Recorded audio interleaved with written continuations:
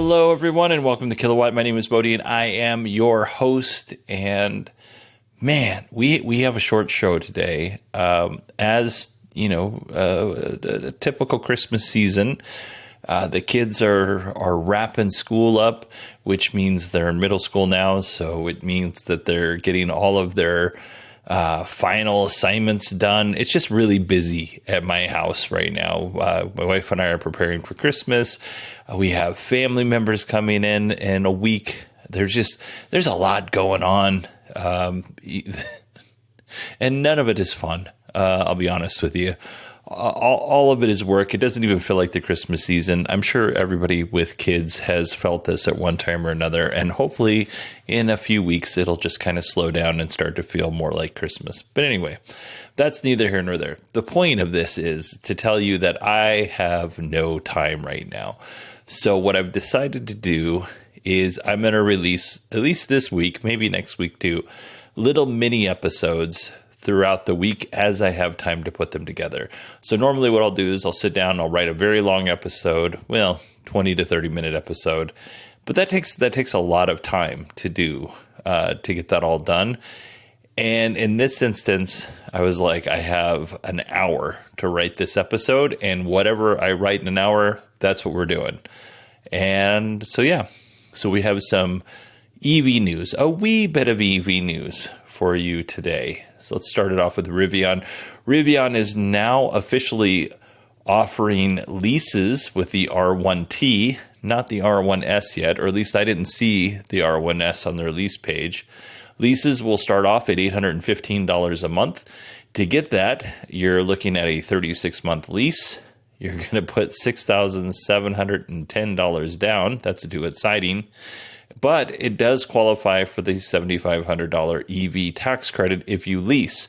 If you buy the R1T, the base model of the R1T, that is $3,750. So leasing, you get a little bit better of a deal in terms of the tax credit. All right, let's move on to Fisker. By the way, I saw another Fisker the other day. Different Fisker from the first one that I saw. It was a different color. So yeah, very exciting. It was driving. We passed each other. I didn't get a chance to take a picture of it, but it was sitting across the light from me, and I was like, "Oh, is that a Fisker?" And when we passed through the intersection, I was like, "That is a Fisker!" And I got really excited. For no reason at all. It's just a stupid car, but for whatever reason, it was exciting to me. We all know that Fisker is having some issues delivering vehicles. I mean, not in my zip code, but in other zip codes. Reuters is reporting that Fisker has decided to reduce December production, which will help them unlock $300 million in working capital. Now, this might not make sense to some, but I think if I had to parse why Fisker is doing this, right now they have a stockpile of cars that they can't deliver or they're having a hard time delivering. Continuing to produce vehicles at a modest rate for some, or even a low rate for some automakers, while not being able to actually deliver cars, it doesn't make a lot of sense, because Fisker is paying for those vehicles to be produced. But at the end of the day, Fisker doesn't get a check until the owner takes delivery of the vehicle.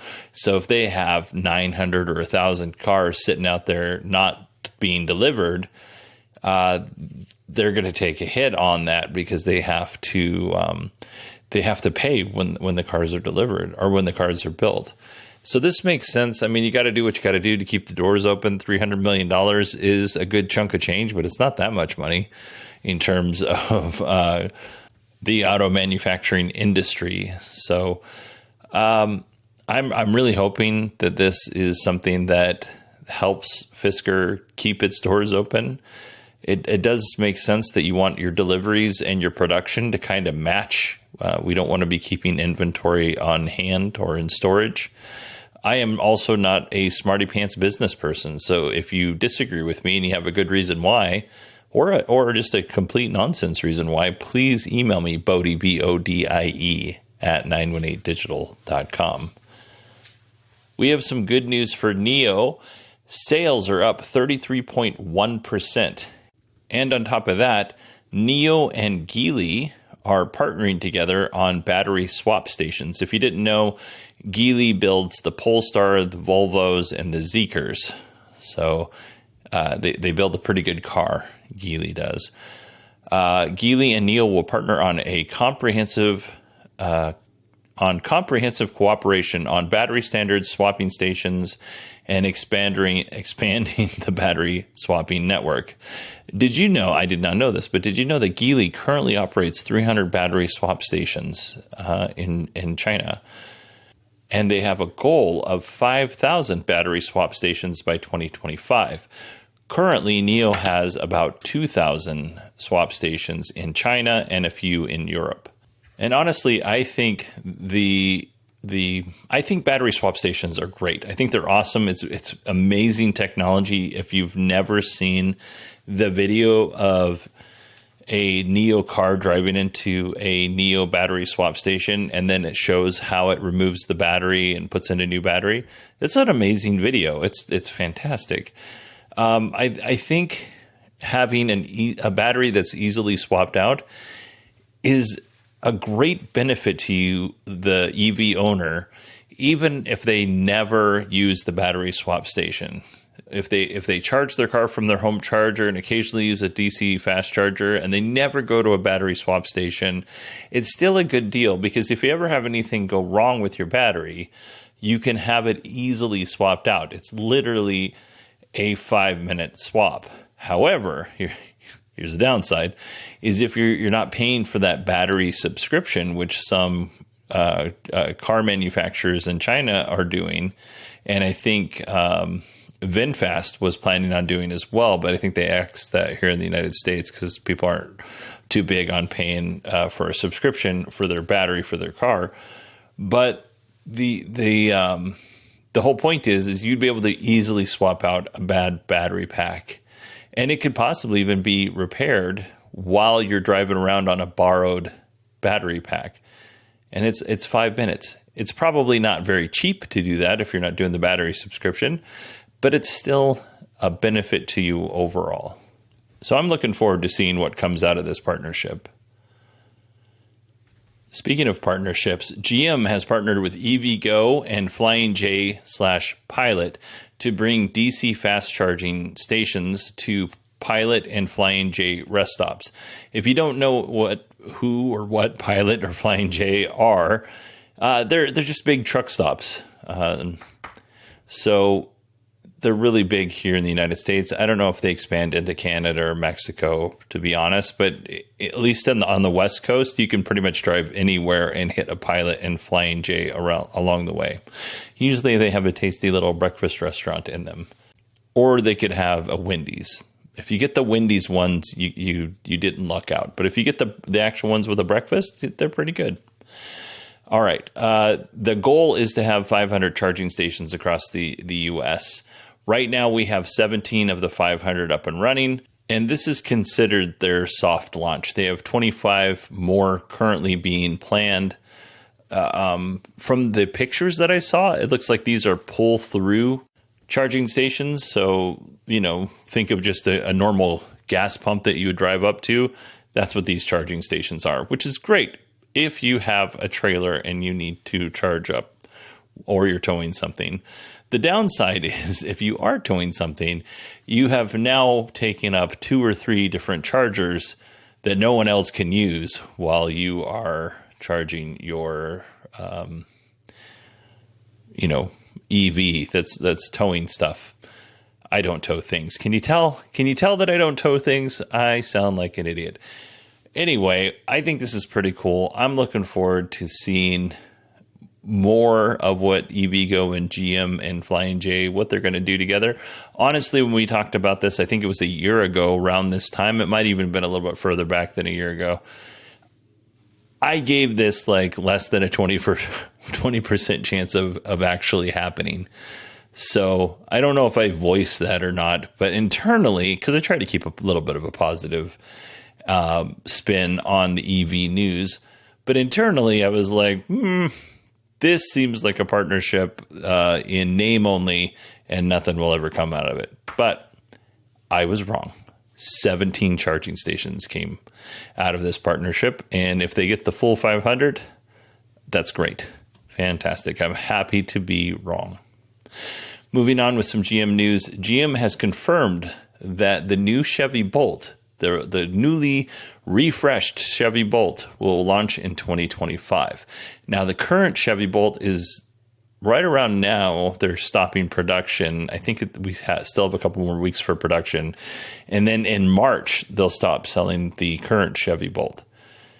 It's kind of been a weird coincidence, though. GM also said that their EV business would be profitable in 2025.